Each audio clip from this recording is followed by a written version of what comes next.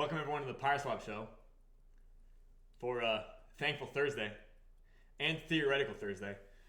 And I want to take this moment to be grateful for everybody here in attendance and everybody who's been in past attendance and future attendance as well. There's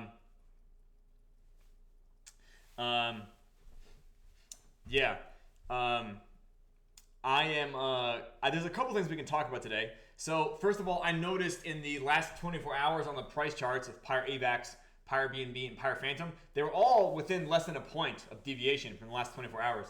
Now, PyrePhantom had some noise on it, but the other ones were kind of a little hard to read as well. But this is a single data point that we have now matched deflation to inflation.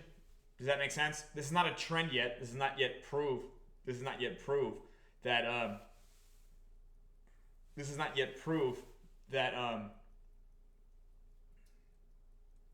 that the trend is flat or that deflation matches inflation. However, this is a single data point that can effectively we can see what happens next. So I think that's something to be thankful about. And let's see. So the most important thing to understand about PyreSwap and the GPSC is that it is 100% faction based in the sense that this is a decentralized credit union, meaning that there are like the human element, meaning the Homo sapien actor, is a critical component of the tech stack. In fact, that is true of all Web3 projects. So generally speaking, the first thing that I'm actually talking about is actually talking about Parmenidians versus Heraclitan thinkers. Okay? So the first thing I want you guys to understand is that among people, there are people that think like primarily different ways.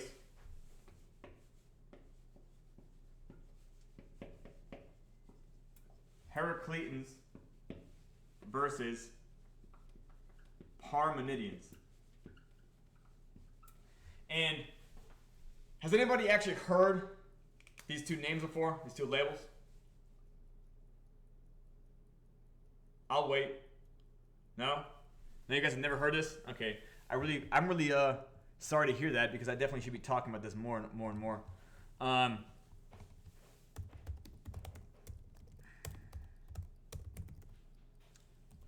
So Heraclitans and Parmenidians come from these pre-Socratic philosophers in Greece, right?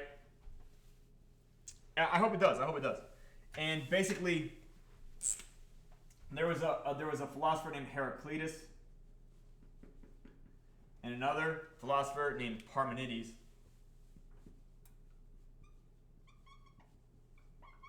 So I want you guys to know. Let's see. This is Heraclitus, and that he was in contrast to Parmenides. I can say Parmenides. Anyways, did I get this right? Yeah. Okay. This is an E, by the way. So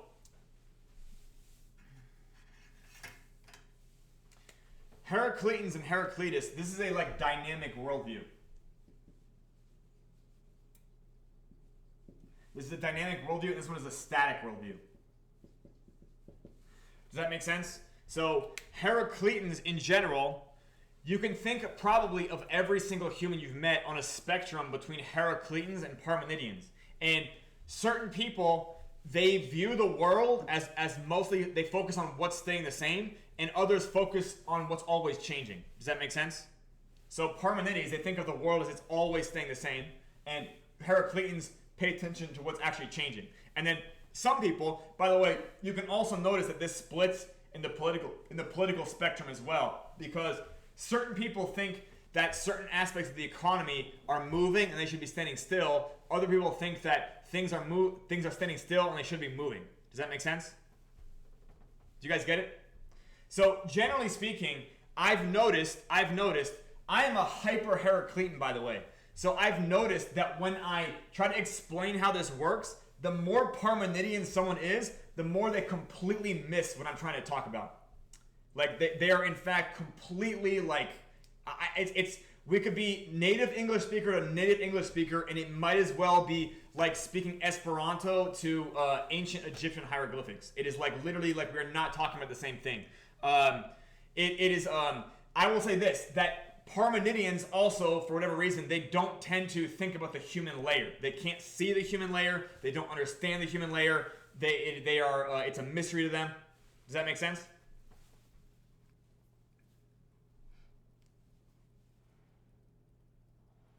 Yeah. Fexer, I would rank you more Heraclitan, and I would rank Electronic more Parmenidian. So literally, you guys would interpret each other based on this kind of like this cross section. Did you guys know that? Yeah. So I literally, by the way, I always think about when I'm talking to somebody now if they are more Heraclitan or more Parmenidian, because I have to tailor my message to the way that person thinks. Otherwise, they're going to be completely misinterpreting me. Now, I'm naturally more Heraclitan, so when I have to try kind of self-translate myself into something that's Parmenidian, it like there's definitely like a ratio. I have to learn how to kind of force myself to be Parmenidian, because I had to learn how to translate my ideas into blueprints for developers, by the way, which are more Parmenidian. They're like computer engineers are more Parmenidian thinkers because they think about like the structure of things, and they don't think about how it would end up moving. They think about like how it would be staying the same. This is also why when you see a lot of projects in DeFi, you see people trying to fix the price. Like the price needs to be standing still, not that like, oh, the price should always be moving. Does that make sense? Right? Like, so there's like a level of control that I think a Parmenidian wants to see out of their finance, whereas a Heraclitan, we're going to have a lot of higher tolerance for chaos. Does that make sense? So I've noticed that people that are feeling the most cortisol right now tend to be more Parmenidian as well. So I want you guys to know, yeah, exactly. And they want to be able to see it, right? They want to be able to see it. They want to be able to see it with their skull's eye, not their mind's eye. Does that make sense? Right? So, anyways, additionally, people who struggle to understand inflation and deflation, they're also Parmenidians. And this is why, by the way, this is why I'm not a good dev. Like, I don't make for a good computer programmer, because I also highlight the contrast that while programmers are probably great at translating how a blockchain should work, I think they do a pretty terrible job at designing dApps. Does that make sense?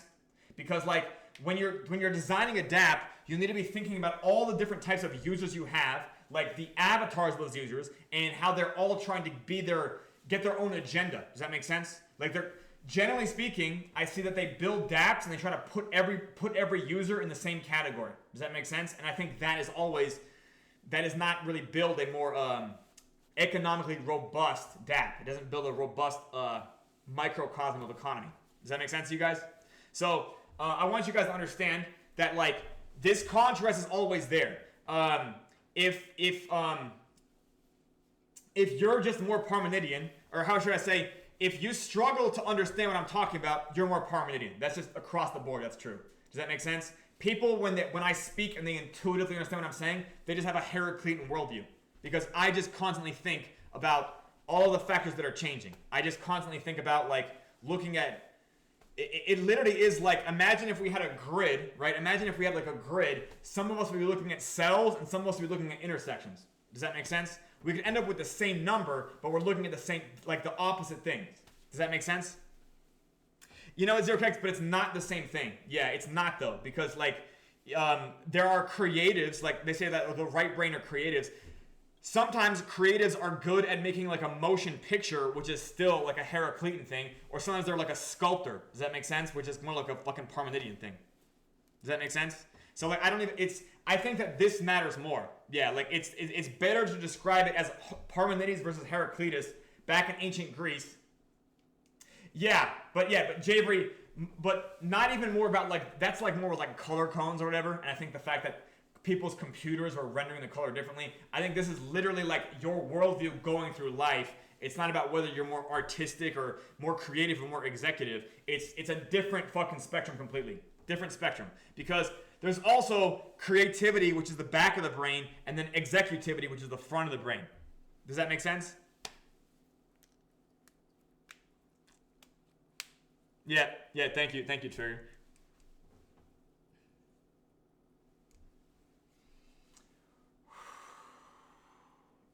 Anyways, I need to hydrate today. Anyways, you'll notice that generally speaking, people who are Parmenidian, they tend to have certain skill sets. They tend to have certain areas of strength. Some of these areas of strength I don't fucking have. But generally speaking, they are always going to be a little bit, they're not going to be able to grasp a concept that I'm describing before they physically see it. Before they can maybe see it on the chain. Does that make sense? So like, I want you guys to notice, Zero Kex, he posted a thing about like, I think it was Epoch 1084, and he posted stats. I think that was 4 different stakers or something like that. Zero Kex. Yeah. And I noticed immediately how he was just posting data. Like there was no opinion about the data. It was just a series of data. And then a bunch of people interpreted it different ways. Does that make sense? They focused on certain aspects. They drew different conclusions on the data. Like, so I saw people draw conclusions that I wasn't even thinking about, or like, it was, I found it, let's put it this way. I found it to be a reason that I can be grateful for the variety of like mental diversity in the user base we have, because this project is designed for people with a lot of mental diversity. Does that make sense? So I want you guys to understand, people who understand game theory intuitively are also more Heraclitan. Does that make sense? Because you can maybe visualize a whole bunch of people doing activities simultaneously. Does that make sense? So whether that's being a sports team, right? Maybe you're watching people play football, whether that's American football or international football, or maybe they're playing hockey, or maybe they're playing baseball, or maybe you prefer to think about one-on-one sports like tennis, something like this, right? Like, you understand that, like, okay, it requires the coordination of these people, but if they have the incentive to coordinate, they'll naturally do this. Other people, they don't really think about that. They might be really, really great at watching sports stats and just thinking about following trends there. Does that make sense? Like, in America, there's people that are great at, like, doing the numbers behind sports, but they're not really athletes themselves. Does that make sense? And I'm not saying that I'm even that much of a fucking athlete, but generally, the Heraclitan worldview is also what allows me to think about, if I were to think about like every single person in like an economy, right? Like we were talking about mechanics yesterday versus people who drive cars, right? Like I can just think about just drawing a diagram of these and then thinking about the way they interact with each other, right? So if you have somebody who, I'm not even gonna get into it. Yeah, but like these are all relationships that people have, and these relationships, like economically, they have a certain amount of supply and demand, which kind of provides tension on them as long as you're interacting with other people. This is a fluctuating idea, so it's very Heraclitan.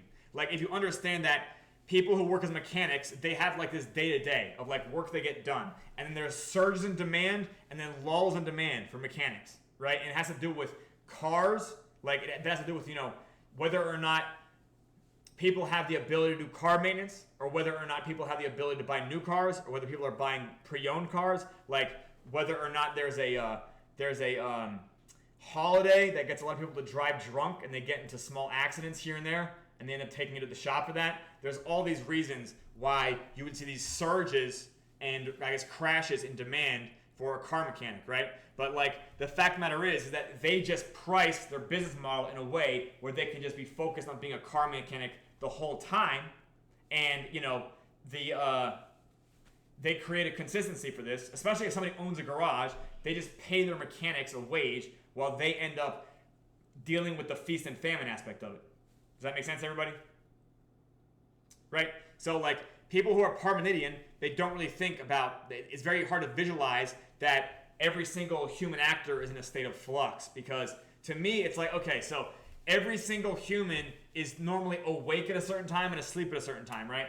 So like you have 8 billion people or something like that, right? But not 8 billion live on the same side of the planet. So in theory, you would have, everybody's up for 16 and asleep for 8, right? So you would have like this, you'd have this curve here. But then somebody else who wakes up an hour later, their curve would look like this, right? And it just, for me, it's really obvious that, okay, just imagine there's 8 billion of these stacked next to each other to the point that you always have this amount of people sleeping, and you always say there's amount of people awake, right? It's just that just lines up in my head. I don't have to draw it out here. It's like the whole idea is grasped intuitively. But I think that other people, they don't necessarily think about the fact that the Earth is spinning when they think about the schedule. They don't think about the Earth is, they don't understand floating reference. They prefer fixed reference, right? And obviously, the idea of the stable coin is very, very popular inside Web3 because the stable coin allows people to at least understand a fixed reference. Even though it's not fixed, it has inflation in it as well.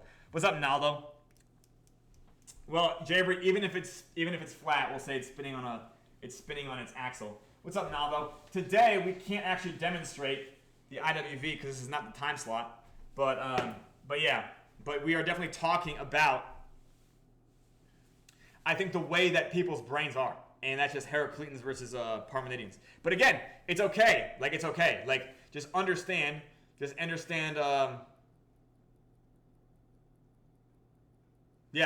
guess, I think teaching you guys that spectrum might help you understand yourselves a little bit better.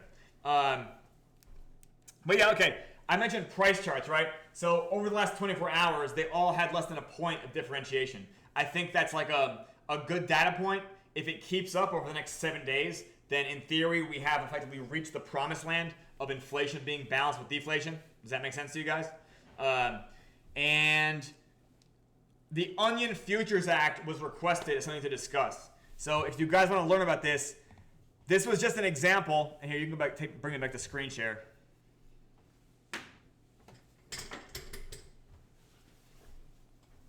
Right. Okay, so the Onion Futures Act is the United States law banning the trading of futures contracts on onions, as well as motion picture box office receipts. Whatever that means. So in 1955, two onion traders cornered the onion futures market. Yep. The resulting regulatory action. So they basically just cornered it, and basically they created a regulatory action that basically banned the trading of it. So legitimately, futures in general, this is like a high risk, like a high volatility, derivative. And in general, the onion futures contract were the most traded product on the Chicago Mercantile Exchange. In 1955, they accounted for 20% of its trades. Okay, so then in the fall of 1955, Siegel and Kasuga bought so many onions that they controlled 98% of the available onions in Chicago. Millions of pounds of onions were shipped to Chicago to cover their purchases. So literally, by the way, these were futures that actually had a real underlying. Does that make sense? You know what's interesting is that their onions were literally onions have a long shelf life. Do you guys get what I'm saying? Onions don't have a quick expiration date. So, you can just store onions for a really long time. You guys aware of this? So anyways, they did this. By the way, there's other regulations like this. I think one was for cotton as well. But anyways, what they were doing is they told the growers they would hold the rest of their inventory in order to support the price of onions. So literally, they just got the idea that they told them they were going to crash the price if they didn't start cornering them into a buyback.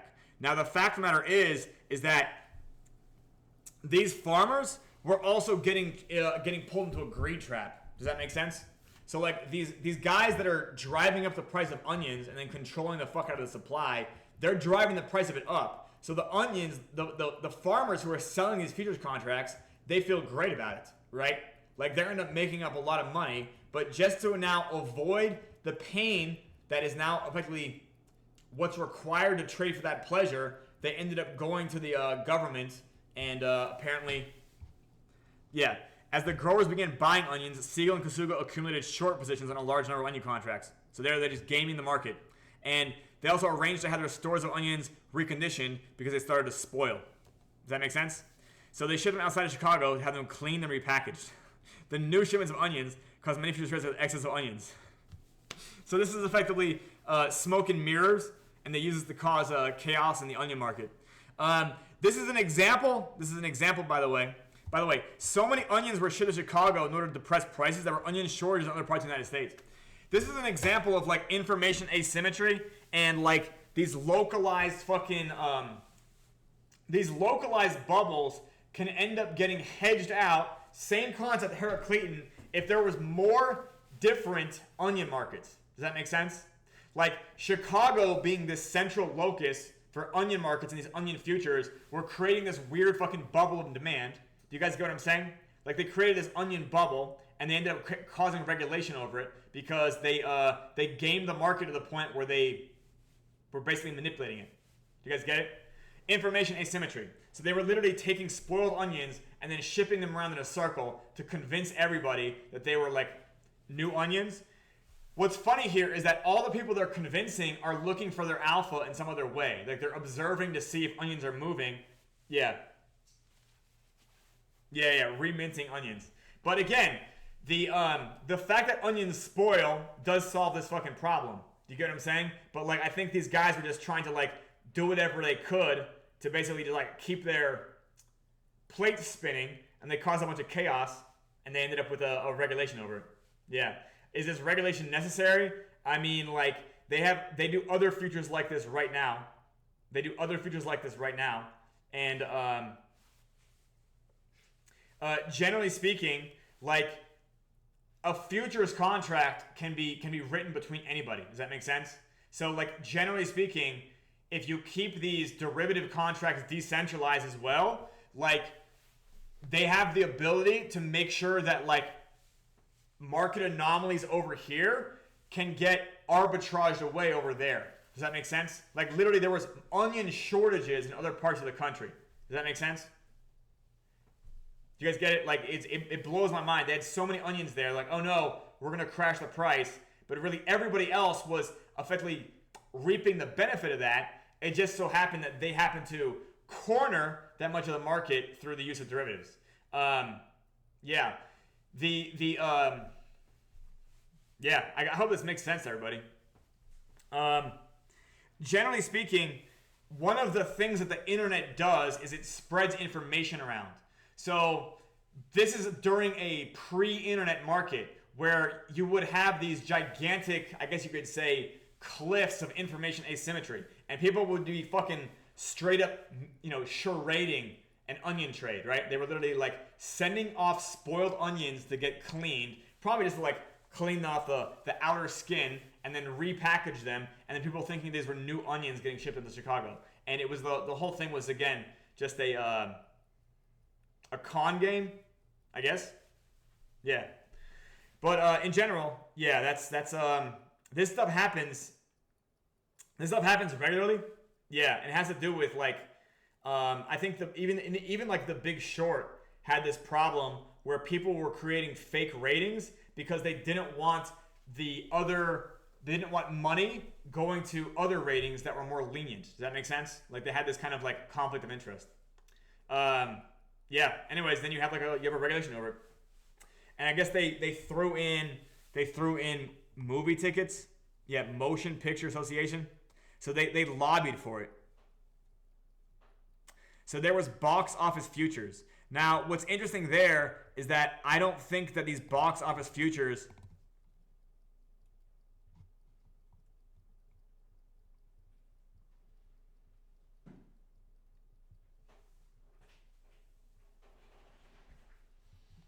anyways, okay. Hope that makes sense. I'm going to keep going back into factions, okay?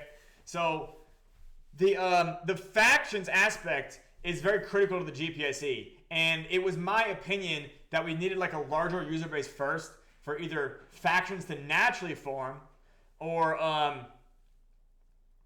again like a larger user base. Factions naturally form just from dividing attention. Does that make sense to you guys? Like if you have enough things going on in the GPSE at the same time, you naturally divide people's attention. So people end up focusing on a certain area where they, it makes sense to them. And that's kind of the way this works.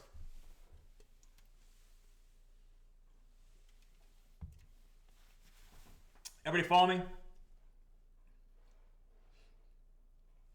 So instead of that, we're going to actually introduce factions. We're actually going to introduce factions. And the first one we're going to introduce is the Coven, like the real Coven. The Coven matters right now. The Knighthood doesn't really matter until we get to like TWAP 0.8 or so. So the Coven is really like witches on a team.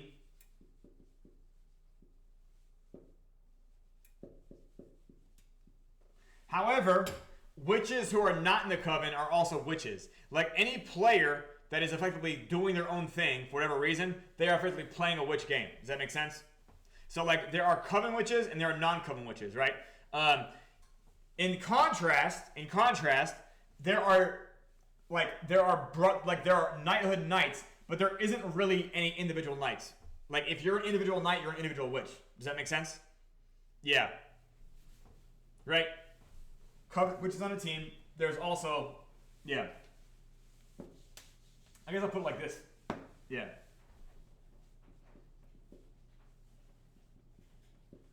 Knights in knighthood. Witches in coven. And then really like witches individually. Yeah.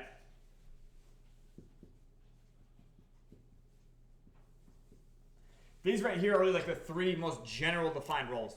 Does that make sense?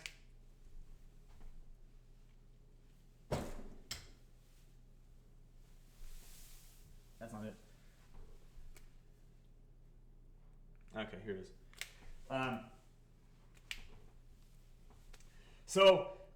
Witches in coven, witches individually is what everyone has been so far. But I think the fact of the matter is we've now been doing this for 6 months. So I think it might make more sense to begin revealing additional layers of the GPSC's design. So we're actually going to pick a few guys. When night game, yeah, 0.8 TWAP and higher, Jerry. Yeah. Yeah, like you would need the print. You would need to see a boardroom print in order to have the night game matter. Yeah. Like anybody who's staked 2-share, in theory, is playing the night game, right? But if they're playing it well, they're in the knighthood. If they're playing it bad, they're a witch. Oh yeah, got it. For sure. Okay. So the coven has captains.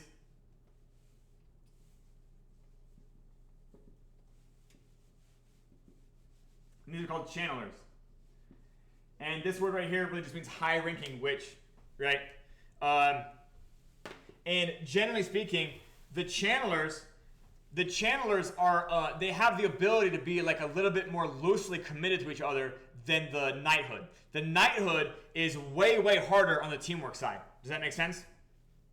Like the knights, if the knights don't stay unified, the night game doesn't work. So when it comes to like picking bannerets later on, like they need to be people that understand. Yeah, I guess they need to be Heracleans as well, or at least they need to understand.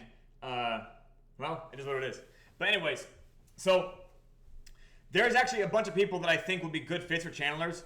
I can think about it now. Let me see what I have in my audience today. Okay, Javery, I think you'd be a good fit. Maddie, you'd be a good fit. Yeah. I think Javery and Maddie, both of you guys would be good fits. And I'm going to DM a few people that I think would be good fits for channelers. And I think there's like a list of 5 to 7 that I have. And I'll basically go into more detail with you guys. And I can make it a group chat as well if you guys want. And generally speaking, this is about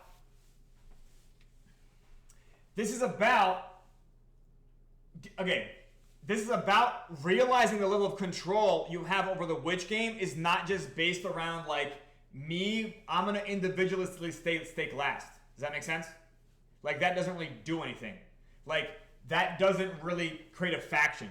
There's just a whole bunch of people just stampeding in and out. Does that make sense? Like that would be pretty primitive. Do you get what I'm saying? And while 6 months have gone by, I kind of figured that people would figure this out on their own if we got the user base to scale to a certain point. But anyways, one or the other didn't happen, so we can kind of introduce this concept anyway. Does that make sense? Yeah. I think what you're saying is correct, Javery. Yeah. No big deal. But yeah, so literally, first of all, the whole idea is that like, hey, I can semi-control negative yield by staking late, right? Right? And this is an individualistic idea and statement. Does that make sense to you guys? And everybody who's now done this more than 3 times gets it, right? But when you're talking about playing in the coven, you are now understanding the power of teamwork, okay? So I'm going to change my color here. I'm not going to use purple, actually. I'm going to use green here.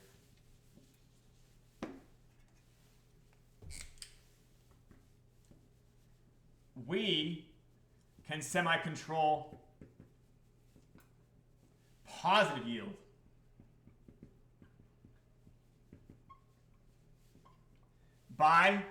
There's a word here called pact, but I'm not going to get into that right now. Yeah, we can semi-control positive yield by what? Do you guys know? All right, I'll just say it. Communicating.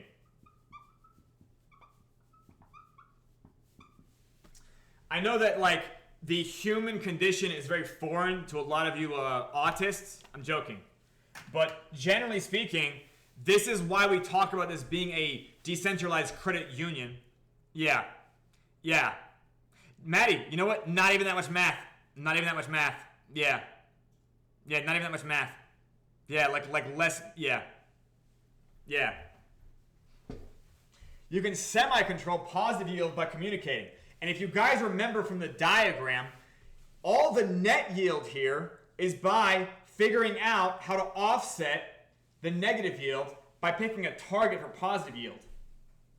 Interesting. Interesting. Interesting. Right? So does everybody understand how you have, like, realized EPR? Right? Okay. Does everyone know the secret? Does everyone know the secret of how to find the amount? It's actually in the docs. Did you guys know that? If you go to the I'll do this on screen. Here, show me on screen again.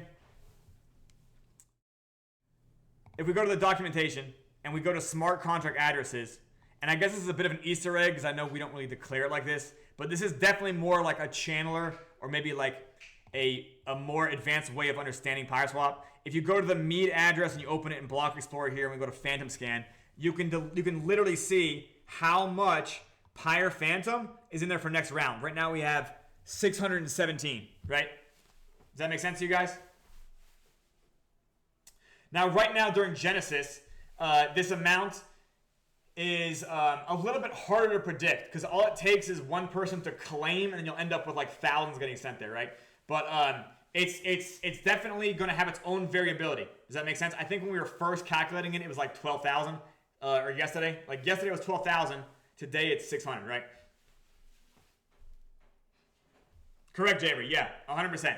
And during the open beta, we were doing this a lot. So during pre-Genesis, we were looking at this a lot. We stopped doing this so much because we have the gratuity during Genesis. But like, I know that since we're tapering inflation right now, everyone's like, but the gratuity is not going to be big enough to provide positive yield. Yeah. ZeroX, also true. Yeah, also true. Also true, but honestly, ZeroX, I wouldn't even bet on that. You know what I mean? I wouldn't even bet on that. I would rather the channelers just get pleasantly surprised when a farm claim happens. Does that make sense? Do you get what I'm saying? Like, I would say, like, do all the math with, like, assuming no additional farm claims. Do you get what I'm saying? So that way, when a farm claim does happen, it's just like a huge bonus. Do you get what I'm saying? But yeah, no, you're completely correct. You're completely correct, right? Like, I don't expect people to not communicate this, but like at the same time, I would say that it's one of those things where if you just optimize your numbers around like what you know for sure, then if something like a windfall happens, like a surprise good luck event happens, then it's just extra yield for you. Do you get what I'm saying? Right? Because but it's like okay, like in a content strategy or in a marketing strategy, you would end up making 20 fucking pieces of content, and then one of them is going to go viral. One of them will go extra viral. Does that make sense? Like, so instead of worrying about like what it takes to go viral, you just focus on the input of the process. Does that make sense? Because let's say you have a 5% chance that you 100x the output, then you should just focus on doing what it takes to be consistent at making content. Do you get what I'm saying? This is also true in like sales, right? So like, you don't like, let's say you're selling insurance or furniture or even a car or something like that. You have zero control over like how much the budget is of the customer you're talking to. You just dial in your process for making sure that you get a sale, and therefore however much money they have to spend, you will get your commission proportional to that.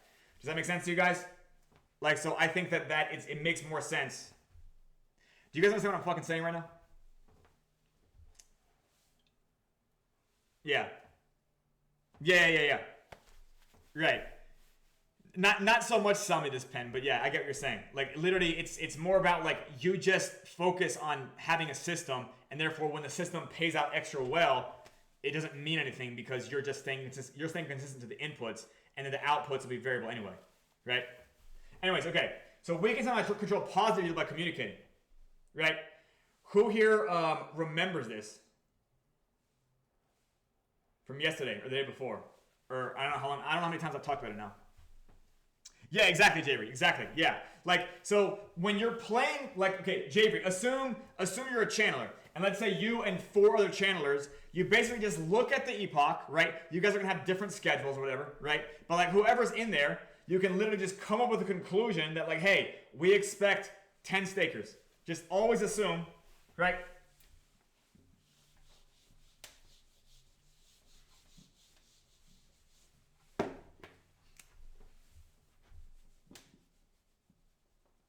Assume a number of 10 stakers. Does that make sense? Assume a number of stakers.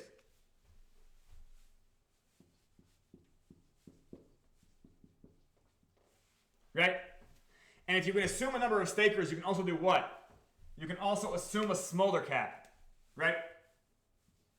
You can estimate.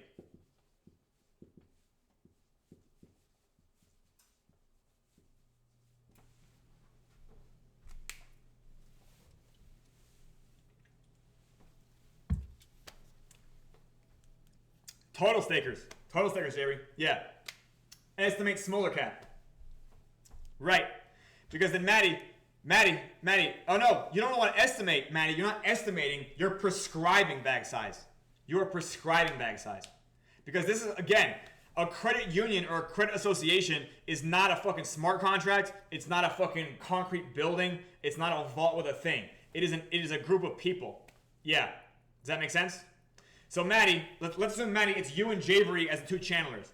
Basically, you're now playing a trust and risk game with whoever you prescribe the direction to. Does that make sense? Like saying, okay, this round, we think everyone should stake this much to get a target EPR of 5%. Does that make sense? And then, now what you're determining is you're playing another game. No, what happened? Do you want to talk about it now? Sorry. Maddie asks, ZeroKex asked, did you catch what happened during Epoch 1081? Oh, you did? You guys already did this? Yeah.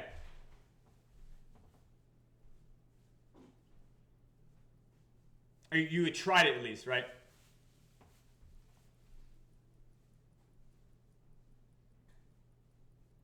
Okay. Yeah, that is bullish news, by the way. Yeah, so actually, by the way, ZeroKex, bravo on taking initiative. I normally, yeah. Bravo. Oh my God. I want you guys to understand something. You have never seen a DApp at this level of design. Not even fucking close. You have not seen 1% of this yet. Now we're gonna move to 1.1 where we teach you guys how a fucking coven works. This is the first decentralized credit union in the world. I am not pissing in your mouth. I'm getting the Nobel fucking Prize for this. Okay, bravo. First time, and you got near 80% of your mark. God, yeah, bullish. Fucking bullish. Yep, okay. Because Winter, because I think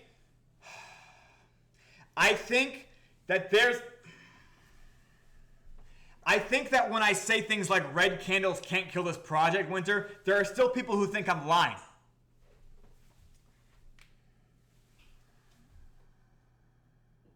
Hey, welcome ELX. Haven't seen you you came to a great episode to show up. Yeah. Okay. So assume a number of stakers. By the way, do you guys know the best part about this? There's something called a blockchain, which can literally tell you the number of stakers for the entire history of the Ignition Witch Vault. Does that make sense? So we now have 6 months of data for you guys to eyeball a number of stakers. Because do you know what you guys are doing right now? Do you guys know what the Covenant is doing? Sorry, Coven, not Convent and not Covenant. Coven, not Convent and not Covenant. Here, I'm going to tell you guys. You are engaging in risk. Sorry, wrong word. Risk management. Bravo. You are now a fucking banker. Did you guys know this? This is literally the job of a banker. And this is how the GPSE turns degenerate gamblers into exotic bankers.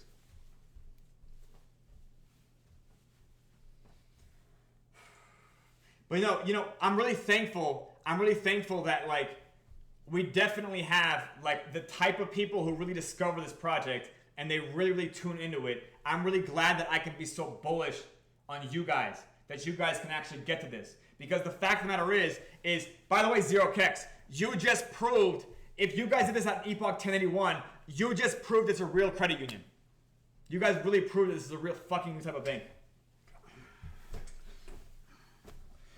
And what was it? Somebody who was a Parmenidean brain said, it might be more difficult in practice, yet nothing's ever perfect when you're predicting the future. Yeah, there you go. 1081. You know what? There you go. 1081. History on the chain. History on the chain. Yeah, so we will formalize it. By the way, guys, for those of you who've been following this project longer than a fucking year, do you remember a PDF that was called the Banneret and Chandler Playbook? And then I leaked an August preview of it in 2023. That PDF is now 13 months old. Yeah, 13 months old. 13 months old. Yeah, the level of design of this DApp blows the fuck. I'm gonna lose my fucking mind. Okay, we're gonna win. Okay, that's all you need to know. We have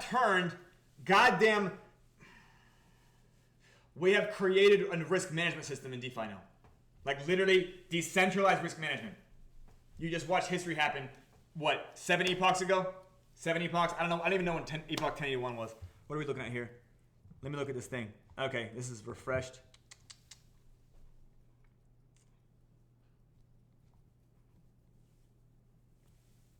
$10.85. Okay, 4 epochs ago.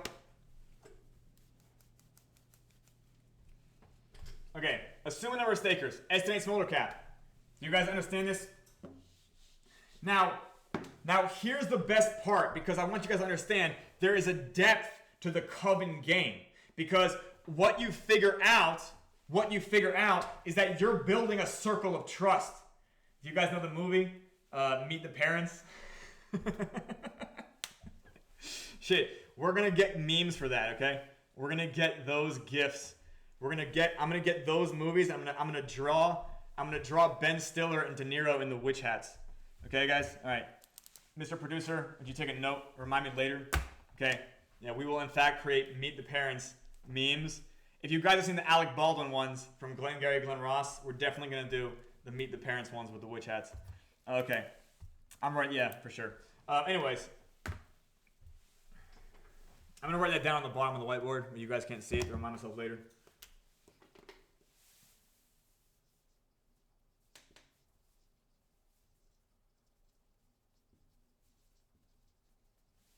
Okay, so guess what? Maddie and or Zero Kex or whoever it was that actually coordinated it, you're always going to be off. You know what I mean? Like you're never going to have a perfect prediction because you're predicting the fucking future. However, first of all, as you continue to do this repeatedly, the people who will participate, they build more and more trust on the circle itself, on the human actors. Does that make sense? Do you get what I'm saying? Right? Like, as they see that everyone's willing to do this, this is literally like this is microfinance on the chain. Does that make sense? Bravo. Well, Zero Kex, you have to consider that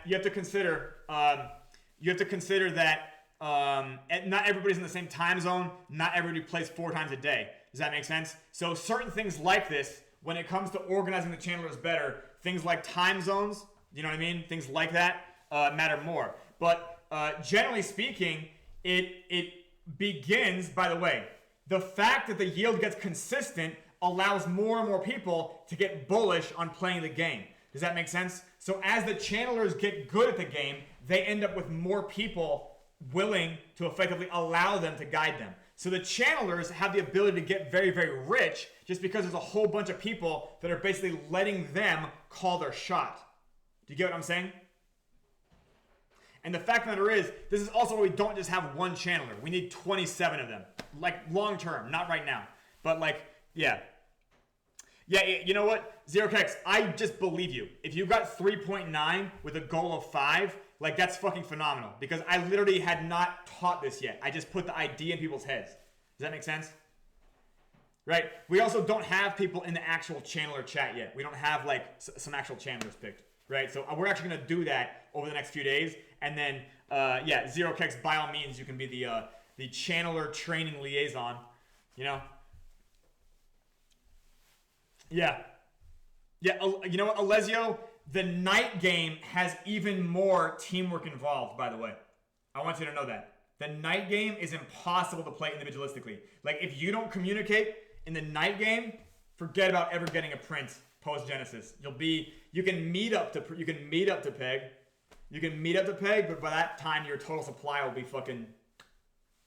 Yeah. You can always meet up to peg, but your total supply... You won't be able to make your share coin go to 7,000, let's put it that way.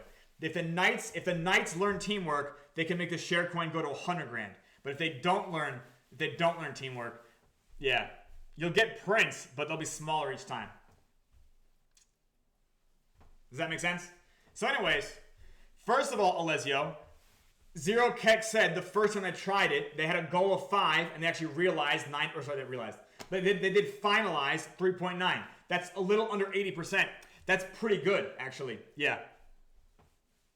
Yeah. Well, I mean, Alessio, it's not hopium. It's actually me betting on you. Yeah, it's me betting on you. Yeah. Like, it's your agency. Like, we're going to teach people how to do it. Like, I'm going to finish the playbook, but then at a certain point, like, I'm not going to be able to, like, okay, guys, let me just keep spoon-feeding you your results. Yeah, this is a decentralized credit union. This is not like 5 saves everybody's bag and then gives them forehead kisses every day. Do you guys get what I'm saying? Yeah.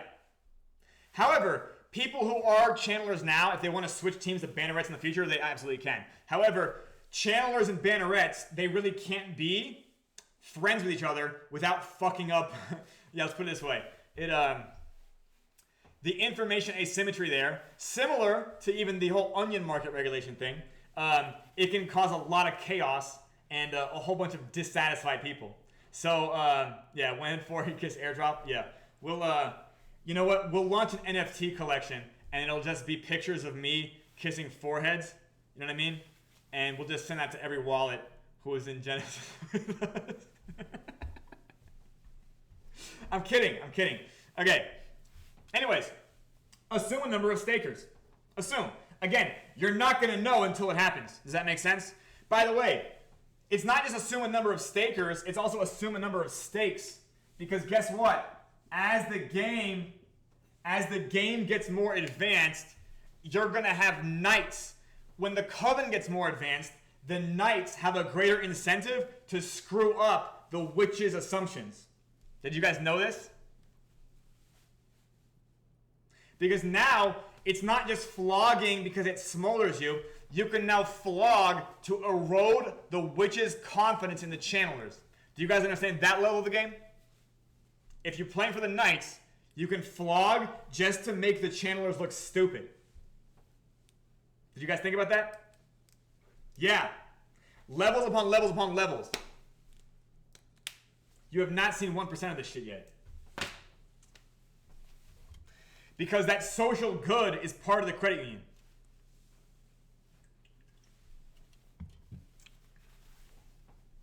Jay, so when we talk about being a decentralized credit union, the whole mechanism is trust and risk being balanced against each other. Does that make sense? Right? So literally, as the channelers get good at running the coven, more and more people who are playing are going to keep letting the channelers call the shots. Does that make sense? Because if the channelers are consistent, the rest of the witches, the conjurers and the thaumaturges, they will continue letting those channelers be the decision makers. Does that make sense? However, the channelers are not entitled to the compliance of the other players. Do you guys get what I'm saying? The channelers have to constantly prove that to their faction. Do you guys get what I'm saying? It's actually like how all leadership works. But this is decentralized leadership, right? So what I'm saying is, if the knights figure out that the witches, like, they just want to cause chaos in order to exploit it for their own nefarious gains, whether they want to short something or whether they want to masquerade, the knights or any individualistic actor, they can effectively, they're not going to know what the channelers are doing behind the scenes. They're like, okay, the last 4 epochs, there was 25 stakers each, right? So they're going to assume that, hey, the channelers probably are going to think that there's 25 next epoch as well. Or we can fucking flog 17 times. Does that make sense? Because if you just flog 17 times, all the people that are effectively like now listening to the channelers, they're going to be like, what the fuck was that? Now, this is like an erosion of confidence, but they might be willing to give them another shot. Does that make sense? So now this is effectively how knights can kind of chisel away at the level of confidence, also known as trust and risk, placed in the channelers. This is also how banks work. Did you guys know that? Yeah, this is also how banks work. But you're not, when the channelers are not really managing your capital, they're really just kind of like giving you a tip. Does that make sense? But they have to give that tip out consistently, in theory as frequently as every 6 hours. Do you get what I'm saying? In order to keep the confidence of their followers, right? Their faction. ZeroKex, right now there aren't really any knights, right? Until we get to 0.8, there's not knights.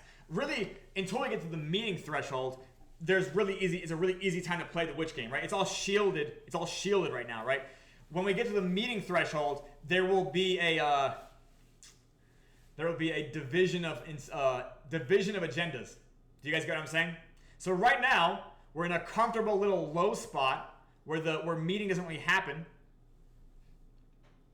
Oh yeah, exactly, Maddie. Yeah, exactly. And by the way, Maddie, what I'm also describing involves the knights being very, very good at this game too. So like, you don't really have knights yet, right? People who are maybe staking the share coin right now, they might want to think that they're knights because they're nostalgic about, 2 share being $7 grand or $8 grand or whatever. But like, the PyreSwap open beta is now 6 months old, which is now a longer period of time than the entire 2 share and 3 share saga. Do you guys know what I mean? So you guys who have been beta testing this since February, PyreSwap has now been a longer part of your life than any sort of like reign of glory you had with 2 share. Just to be clear. Yeah, I know. Time. Yeah, time. It's not linear. It's kind of curved. Why do we focus on certain aspects of it? Anyways, you assume a number of stakers and stakes because you want to estimate a smaller cap. Now, if you know a smaller cap, you can basically determine how much needs to be the goal. How much needs to be the goal size? How much needs to be the goal size of the bag? Yeah.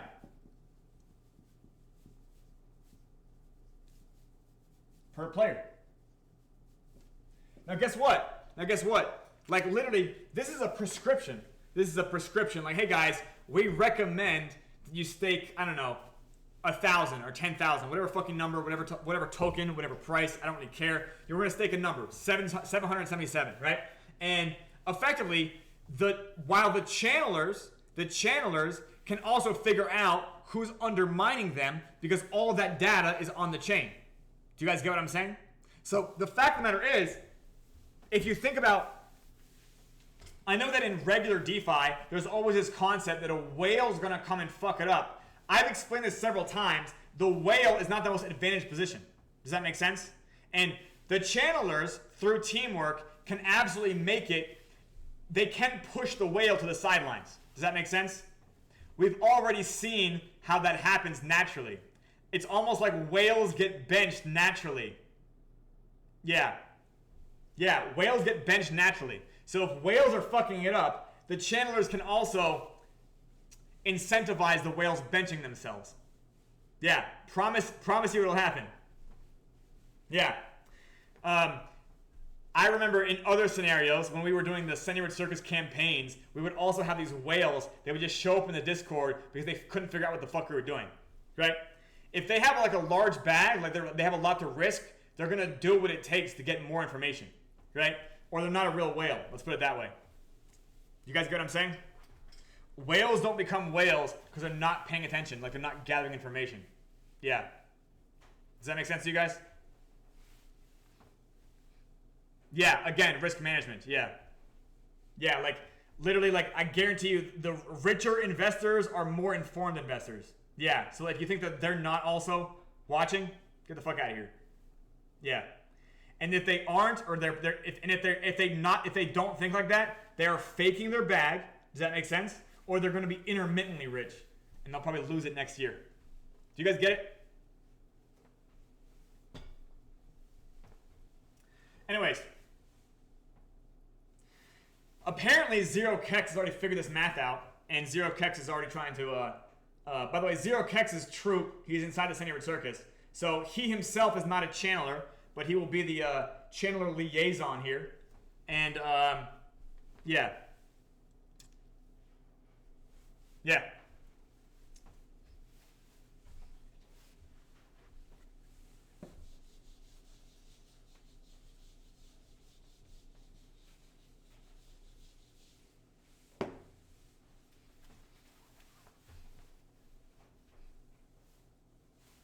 Now again, you guys, I don't think you realize everything that a channeler might be controlling.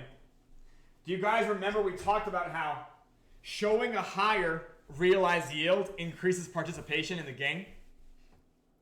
So the fact of the matter is, the channelers getting good at their job, they're also able to increase the user base. They're also able to increase the smolder rate.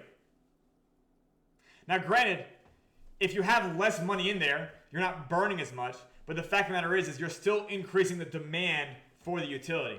And if you're increasing the demand for the utility, you're also building things that are valuable in the derivative, like confidence in the fucking coven, confidence in the project, as well as utility value for the token. Does that make sense? Yeah, I want you guys to understand this, that while we're building this faction, right, while we're launching the channelers, what else have we done? We have made the Pyre gas tokens scarce. At least in emissions, at least for new players, right? Some of you guys might have 700 million or whatever, but for new players, like in order to get 7% yield 4 times a day, whatever the fuck the channelers end up pulling off, they'll need to figure out a way to acquire it. Do you guys have any questions?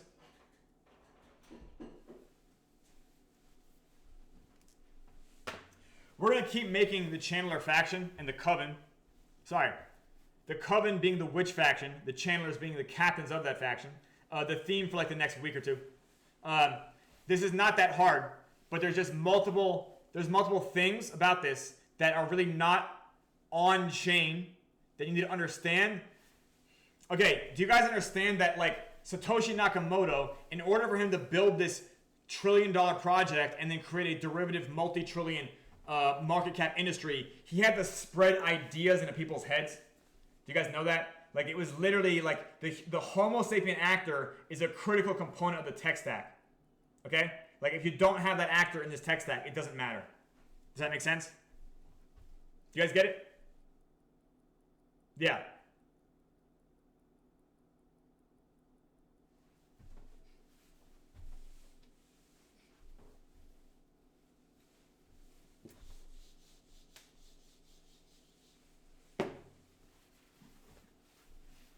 But yeah, so the fact of the matter is, for those of you who know about later phases, and we're gonna wrap this up here in a second. For those of you who know about later phases of PyreSwap, we talk about other ways that credit is derived in a decentralized fashion. And literally, it starts off with on-chain history with this circle of trust concept, with factions. Does that make sense? So people who play well with their faction, they'll be able to prove that they're creditworthy in general on-chain. Does that make sense? Yeah. Yeah, because ZeroKex, you can now look at wallet data and derive a credit score from it. Yeah, Maddie, yeah. Like they have now proven to be credit worthy. This wallet, whose name I don't know, looks credit worthy based on its history in the GPSE. Legitimately. Yeah. Pseudonymous wallet, no idea what country, no idea what person, but literally all the data behind it looks like they're in the circle of trust. Do you guys get it? Thank you. Thanks, Mr. Good Project.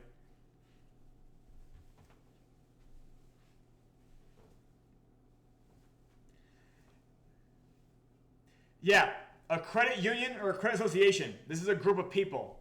Whether or not it's a fucking has a website, whether or not it has a fucking concrete building, not relevant. Yeah. We're talking about the user base themselves, organized in such a way. It's a damn shame that Discord is not as popular as it used to be, but we're gonna keep using Discord like forever. And there are other apps out there, by the way, where it's like you need to use Web3. You can figure out, for instance, there's a website called Beeble.io. It's BEOBLE.io.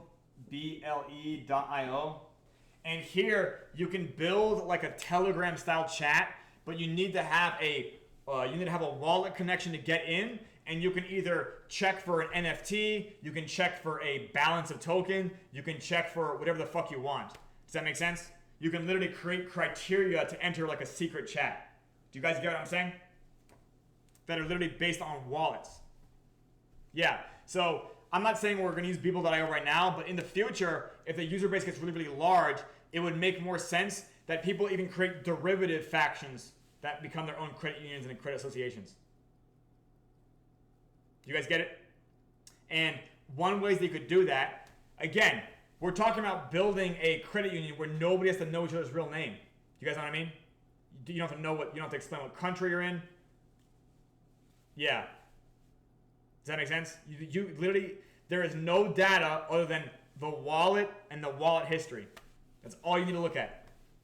Activity and history. And it's assigned to a unique wallet ID, right? And you can establish a credit rating. More on that much later. But we can begin by building credit in the short term, a little bit more holistically, by establishing the faction. Okay. Anyways.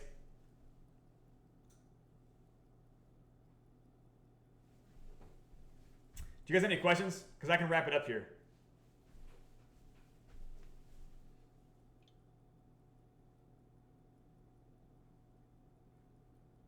I'm assuming you have a lot of questions. I mean about anything other than what I've talked about. If it's something about what I've talked about, just wait till next one. Just wait till the Oh, by the way, guys, we have a special PyreSwap show on Saturday, possibly, tentatively. I would say maybe a 70 to 80% chance on Saturday. Do you guys know who might be showing up as a guest on the PyreSwap show on Saturday? Who here can guess? No, it's not Jeff. Even better. I'm kidding. No, it's your Bonks. Exactly. Your Bonks, perhaps an 80% chance that he will be live here in the PyreSwap show studio.